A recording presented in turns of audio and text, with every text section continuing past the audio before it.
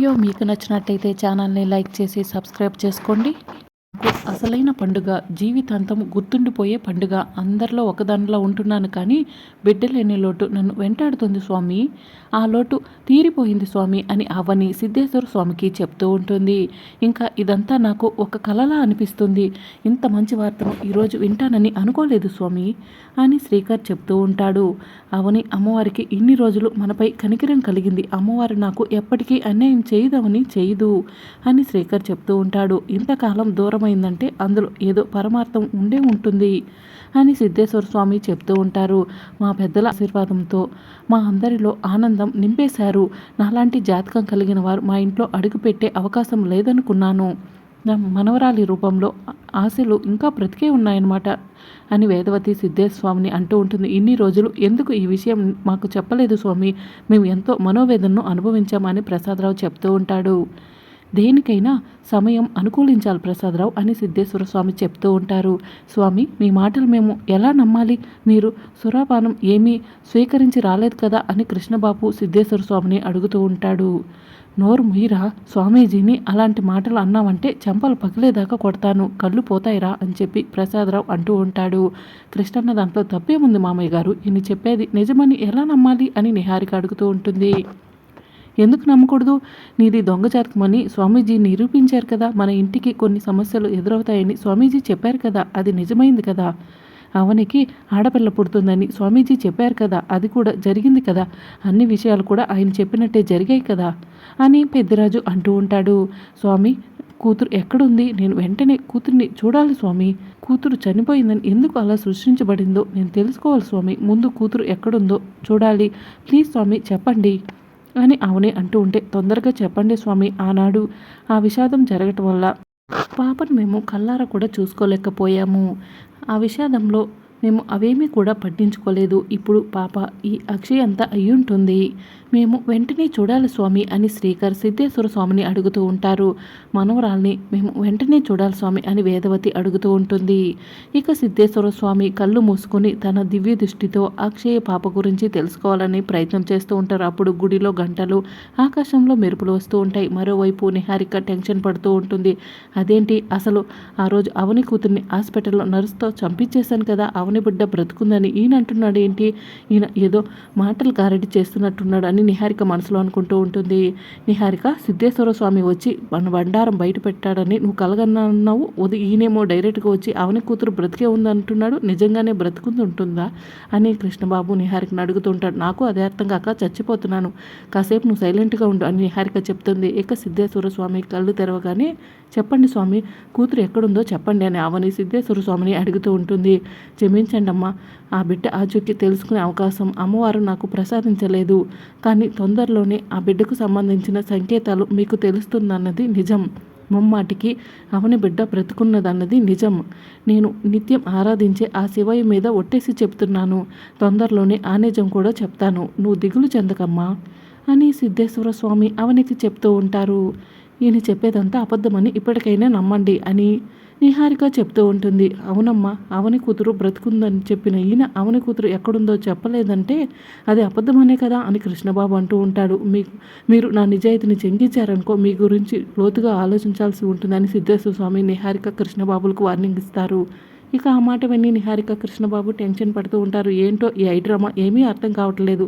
అవని కూతురు బ్రతుకుందన్న విషయాన్ని పక్కన పెడితే సౌరికి మీరు ముక్కు పుడక ఇస్తా అన్నారు. ఇప్పుడు ఆ విషయం ఏం చేస్తారు అని లావణ్య వేదవతిని అడుగుతూ ఉంటుంది. ఇన్నాళ్ళు మనవరాలు శౌర్య అన్నారు. ఇప్పుడు కాంపిటీషన్గా అవని కూతురు కూడా ఉందని తెలుస్తుంది. ముక్కు పుడక ఎవరికి దక్కుతుంది అని రాధాకృష్ణ వేదవతిని అడుగుతూ ఉంటారు. అమ్మ మాటికి మాట మారుస్తుందా ఏంటి? ఆ మాట మీదే ఉంటుంది అని కృష్ణబాబు చెప్తూ ఉంటాడు. అవునవును అత్తయ్య గారు పద్దాకలా మాట మార్చరు. కూతురు శౌరికి ముక్కు పుడక దక్కుతుంది అని చెప్పి నిహారిక చెప్తూ ఉంటుంది. నీ కూతురికి అవని కూతురు లాంటి జాతకం ఉందా? అలాంటప్పుడు ముక్కు పుడక ఎలా దక్కుతుంది? వేదవతి గారిలాగా ఆచార సాంప్రదాయాలను ముందుకు కొనసాగించగలదా నీ కూతురు? అలాంటప్పుడు ముక్కు పుడక నీ కూతురికి ఎలా దక్కుతుంది? ఏదో ఒకరోజు అవని కూతురు వస్తుంది. ఆ పాపే ముక్కు పుడకను ధరించడానికి అర్హురాలవుతుంది. ఈ విషయం మీకు చెప్దామని వచ్చాము. చెప్పటం పూర్తయింది. ఇక మేము బయలుదేరతాము అని సిద్ధేశ్వర స్వామి చెప్తూ ఉంటే, మీకు జన్మ జన్మలకు రుణపడి ఉంటాం స్వామి అని వేదవతి సిద్ధేశ్వర స్వామికి చెప్తుంది. ఇక అవని శేఖర్ సిద్ధేశ్వర స్వామికి నమస్కారం చేసుకుంటూ ఉంటే సిద్ధేశ్వర స్వామి అక్కడి నుంచి బయలుదేరతారు. ఈయన వచ్చి అంతా పెంట చేసిపోయారని హరిక మనసులో అనుకుంటూ ఉంటుంది. అవనికి పుట్టిన పాపే మీకు నిజమైన వారసురాలు అవుతుంది. ఆ పాప దొరికిన రోజే మీరు ముక్కు పుడుకునివ్వటం ధర్మం అవుతుంది. మీరు మాట తప్పారని అనుకోకండి, అంతా మన మంచికే జరిగిందనుకోండి అని ఊరు పెద్దలంతా కూడా వేదవతికి చెప్తూ ఉంటారు. అవును వేద, నీలాంటి జాతకం కలిగిన నీ మనవరాలకి ముక్కు పుడక దక్కాలి. స్వామీజీ చెప్పిన విధంగా ఆ పాప వచ్చిన రోజే ముక్కు పుడకను ఇద్దాం. అవని కూతురు కారణ జన్మరాలు అని ప్రసాదరావు చెప్తూ ఉంటే, అవునండి, సిద్ధేశ్వర స్వామి చెప్పిన విధంగా ఇందులో ఏదో పరమార్థం ఉంది. ఇదంతా కూడా ఆ అన్నపూర్ణదేవి ఆడిస్తున్న ఆట అని వేదవతి చెప్తూ ఉంటుంది. వస్తుంది, కూతురు తప్పకుండా తిరిగి వస్తుంది అని అవని అందరి సమక్షంలో చెప్తూ సంతోషపడుతూ ఉంటుంది. అప్పుడు అక్షయ్ అవని దగ్గరికి వెళ్ళి, మీరు చెప్పిందే నిజమైంది, మీరు నమ్మిందే నేను నమ్మాను, మన నమ్మకం నిజమైంది అని చెప్పి అవని శ్రీకర్తో చెప్తూ ఉంటే, అవని శ్రీకర్ అక్షయ్ని దగ్గరికి తీసుకుని నుదుటిపై ముద్దు పెట్టుకుంటారు. అంటే శౌర్యకు ముక్కు పుడక ఇవ్వనట్టేనా అని నిహారిక వేదవతిని అడుగుతూ ఉంటుంది. అయ్యయ్యో, సినిమా ఇంత క్లియర్ కట్గా ఉంటే ఇంకా ముక్కు పుడక శౌర్యకి అంటావేంటి? అవని కూతురు వస్తుంది, ముక్కు పుడక ధరిస్తుంది అని పెద్దరాజు చెప్తూ ఉంటాడు. అమ్మవారికి ఇన్ని రోజులకి మనపైన కనికరం కలిగింది. ఈ పండుగ రోజు మంచి శుభవార్తను తెలియజేశారు. అవని కూతురు ఎక్కడ ఉందో ఏంటో అని వేదవతి అంటూ ఉంటుంది. ఇక అవని శ్రీకర్కి ఫోన్ చేస్తూ ఉంటుంది. అప్పుడే శ్రీకర్ బయట నుంచి స్వీట్స్ తీసుకుని ఇంటికి వచ్చి అవని అవని అని పిలుస్తూ ఉంటాడు. నీకే ఫోన్ చేస్తున్నాను బావ, ఎక్కడికి వెళ్ళావు అని చెప్పి అవని అడుగుతూ ఉంటుంది. పాప బ్రతికే ఉందని తెలిసింది కదా అవని, అందరికీ స్వీట్స్ పంచుదామని స్వీట్స్ తీసుకొచ్చాను, అందరికీ స్వీట్స్ ఇవ్వు అని శ్రీకర్ చెప్తాడు. అత్తయ్య, మామయ్య, పెద్దిరాజన్నయ్య, వసంత వదిన అందరూ కూడా కిందికి రండి అని అవని పిలుస్తూ ఉంటుంది. అందరూ కూడా కిందికి వస్తారు. ఏంటి అవని అని వేదవతి అడుగుతూ ఉంటుంది. కూతురు బ్రతుకుందని తెలిసింది కదా అత్తయ్య, అందుకని బావ స్వీట్స్ తీసుకొచ్చాడు, అందరూ స్వీట్స్ తీసుకోండి అని అవని అందరికీ స్వీట్స్ ఇస్తూ ఉంటుంది. ఇక వేదవతి ప్రసాదరావు చాలా సంతోషంగా స్వీట్స్ తీసుకుంటారు. అవని, మీరు మీ కూతురు బ్రతుకుందని స్వీట్స్ పంచుతున్నారు, నేను మా మామయ్య వస్త్రదానం అన్నదానం చేద్దామని మాట్లాడుకుంటున్నాము అని వేదవతి చెప్తూ ఉంటే, అవునమ్మా, పల్లెటూరులో పెద్ద పండుగ చేద్దాం అనుకుంటున్నాం అని ప్రసాదరావు చెప్తూ ఉంటాడు. సంక్రాంతి పండుగ కంటే పెద్ద పండుగ చేయాలి మామయ్య గారు అని పెద్దరాజు చెప్తాడు.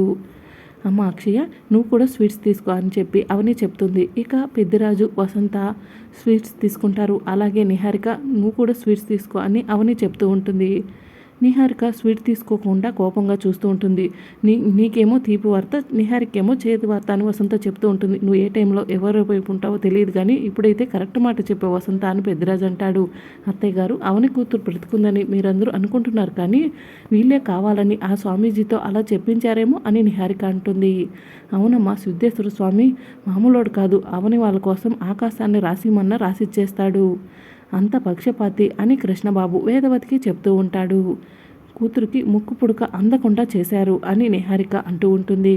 అవునమ్మా అని చెప్పి కృష్ణబాబు అంటూ ఉంటే, స్వామీజీ ఎప్పుడు కూడా కరెక్ట్గానే ఉంటారు, ఆయన్ని అనవసరంగా నిందించకండి అని చెప్పి వేదవతి నిహారికకు చెప్తూ ఉంటుంది. అది కాదత్తయ్య అని నిహారిక అంటూ ఉంటే, అప్పుడే సుజాత వచ్చి జరుగుతుందంతా కూడా వింటూ ఉంటుంది. ఏ జిత్తులు మారినక్క అని నిహారికను కోపంగా పిలుచుకుంటూ నిహారిక దగ్గరకు సుజాత వస్తూ ఉంటుంది. అనుభవం వచ్చింది, నీ పని అయిపోయిందని పెద్దరాజు నిహారికతో చెప్తాడు. పల్లెటూరులో జరిగిందంతా అవని నాకు ఫోన్లో చెప్పింది. గుడికి వెళ్ళి 101 టెంకాయ కొట్టొచ్చాను, ఇక్కడ కూడా ఒక టెంకాయ తెచ్చుంటే బాగుండేది అని సుజాత అంటూ ఉంటే, ఎందుకు సుజాత అని వసంత అడుగుతూ ఉంటుంది. ఈ నిహారిక తలపై కొట్టడానికి అని చెప్పి సుజాత అంటుంది. దెబ్బకు చచ్చుండేదని పెద్దరాజు అంటూ ఉంటే, పీడ పోయేదని సుజాత అంటుంది. నా పిల్లాన్ని నువ్వు ఎక్కువగా మాట్లాడుతున్నావు అని కృష్ణబాబు అంటూ ఉంటే, ఇదేమైనా చక్కగా మాట్లాడిందా, దీన్ని ఒక వారం నా ఇంటికి పంపించు, ఇనుముని మంటలో పెట్టి బెండి తీసినట్టు దీని బెండి కూడా తీస్తాను అని సుజాత కృష్ణబాబుకి చెప్తూ ఉంటుంది. ఏంటి ఎక్కువ మాట్లాడుతున్నావు అని చెప్పి నిహారిక అడుగుతూ ఉంటుంది.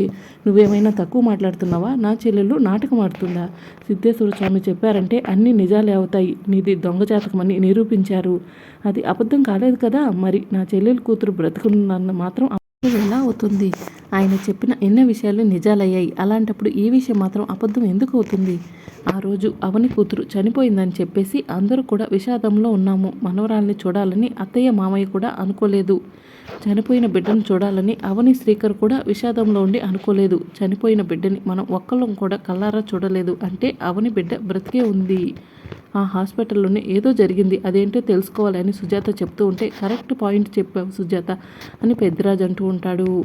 వెంటనే కూతురు గురించి మేము ఎంక్వైరీ మొదలు పెడతాం అక్క అని చెప్పి అవని చెప్తూ ఉంటే, అవును వదిన, ఇప్పుడే కూతురు గురించి ఎంక్వైరీ చేస్తాం అని శ్రీకర్ చెప్తూ ఉంటాడు. కూతురు ఎక్కడో ఒక చోట బ్రహ్మాండంగా ఉండే ఉంటుంది, త్వరలోనే మీ కూతురు మీ చేతికి వస్తుంది అని సుజాత చెప్తూ ఉంటే, మనవరాల కోసం మేము కూడా ఎంతగానో ఎదురు చూస్తున్నామమ్మా అని వేదవతి, ప్రసాదరావు సుజాతకు చెప్తూ ఉంటారు. నిహారిక, అప్పటి వరకు నా చెల్లెల జోలికి వచ్చావనుకో నీకు మామూలుగా ఉండదు అని చెప్పి సుజాత నిహారికకు వార్నింగ్ ఇస్తుంది. చెల్లెల మొహంలో ఇన్ని రోజులకి అసలైన సంతోషం కనిపిస్తుంది. అవని, దాని మాటలు పట్టించుకోకుండా మీ ప్రయత్నాలు మీరు చేయండి, నేను వెళ్తాను అని చెప్పి సుజాత చెప్తుంది. సరే అక్క అని అవని అంటుంది. అమ్మ అక్షయ్ అయిలారా అని చెప్పి సుజాత అక్షయ్ను పక్కకు తీసుకెళ్తుంది. ఏంటండి అని అక్షయ్ అడుగుతూ ఉంటుంది. నా చెల్లెల మొహంలో సంతోషం చూసి చాలా రోజులైంది, అలాంటి నా చెల్లెల మొహాన్ని ఈరోజు సంతోషంగా చూశాను. దానికి కారణం నువ్వే అక్షయ, నా ఇంటి నుంచి ఈ ఇంటికి తీసుకొచ్చావు. నువ్వు అడుగు పెట్టిన దగ్గర నుంచి అవనికి ఈ ఇంట్లో అంతా మంచి జరుగుతుంది. ఇప్పుడు తన కూతురు ఎక్కడుందో కూడా తెలిసింది అని చెప్పి సుజాత అక్షయ్ను అంటూ ఉంటుంది. నాదేముందండి, అంతా అమ్మవారి దయ, అమ్మవారి నన్ను నడిపిస్తుంది, నేను అలానే చేస్తున్నాను అని అక్షయ సుజాతతో చెప్తూ ఉంటుంది. అప్పుడే అవని శ్రీకర్ వచ్చి, అక్షయ్ ఎప్పుడు కూడా నా మంచి కోరుకుంటూనే ఉంటుంది అక్క అని చెప్పి సుజాతకు అవని చెప్తూ ఉంటుంది. అవునమ్మా అక్షయ, నువ్వు మా కూతురుగా ఈ ఇంట్లో అడుగు పెట్టినప్పటి నుంచి మాకు అంతా మంచి జరుగుతుంది అని శ్రీకర్ చెప్తూ ఉంటాడు. మీ చెల్లెల గురించి మీకు ఒకటి చెప్తాను, మీకు కోపం రాదు కదా అని అక్షయ సుజాతను అంటూ ఉంటుంది. ఏంటో చెప్పు అక్షయ అని సుజాత అడుగుతూ ఉంటుంది. అవును మేడం, తన కూతురు దూరమైందని చెప్పి అమ్మవారికి పూజ చేయట్లేదు, అమ్మవారి మొహం చూడట్లేదు. అమ్మవారికి పూజ చేస్తుంటే కనుక తన కూతురు గురించి ముందే తెలిసేదేమో. ఇప్పటికైనా అవని మేడం సో మారితే బాగుంటుందని అక్షయ సుజాతకు చెప్తూ ఉంటుంది. నేను అక్షయ ఎన్నోసార్లు అవనికి చెప్పి చూసాము, అవని మనసులో ఎలాంటి మార్పు రాలేదు అని చెప్పి శ్రీకర్ చెప్తూ ఉంటాడు. మీరు ఏ విషయం చెప్పినా కూడా ఇకపైన వింటాను, కానీ ఈ ఒక్క విషయంలో నన్ను బలవంతం చేయొద్దు.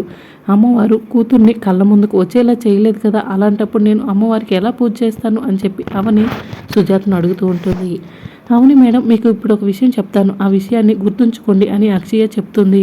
రేపటి రోజున మీ కూతురు కోసం మీరు గుడిమెట్లు ఎక్కాల్సి ఉంటుందేమో అని చెప్పి అక్షయ్ అవనికి చెప్పి అక్కడి నుంచి వెళ్ళిపోతుంది. అక్షయ్ చెప్పింది కూడా నిజమే అవని అని చెప్పి సుజాత చెప్తూ ఉంటే, విషయం అంతవరకు వచ్చినప్పుడు అప్పుడు ఆలోచిద్దాంలే అక్క అని అవని చెప్తుంది. సరే నేను వెళ్ళొస్తాను అని సుజాత అక్కడి నుంచి వెళ్ళిపోతుంది.